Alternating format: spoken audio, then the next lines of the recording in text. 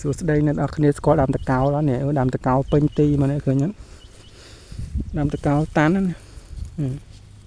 ឃើញសភាពដើមតកោគឺអញ្ចឹងណាឃើញស្លឹកវាអញ្ចឹង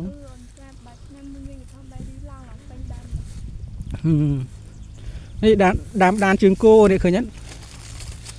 បកដានជើងគោឃើញហ្នឹងសិតរបស់ឆ្នាំឃើញហ្នឹងនេះ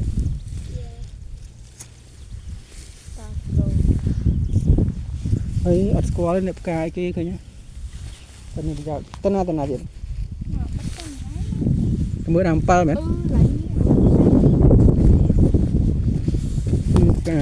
ស្ទៀងផ្កាមក10ហើយអាទួលនេះគេធ្វើស្ដាយធ្វើអីដែរមែនបាទនេះដើមនេះហៅដើមគ្នាដើមផ្កាវាធួយវាចុចលក់ឆ្ងាញ់ណាពុះផ្សិតផ្សិតពុល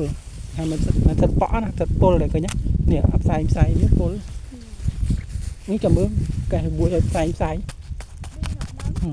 ពុលឃើញផ្សាយពុលបាទចាំទៅផ្សាយពុលដល់គេផ្សាយពុលបាទផ្កាអំពិលស្អាតឃើញអុយចាំមើលសាក់អានេះសាក់ញ៉ាំផ្កាអំពិលឲ្យគេមើលមួយមើលបែរមកខាងនេះមកថតមួយញ៉ាំមកបេះផ្កាណាស្អាតទីមកញ៉ាំដែរចាស់ទឹកចាស់ដីកូនចៅសុំប៉ះបលផ្កាអំពិលមួយឆ្ងាញ់ហើយជួយចត់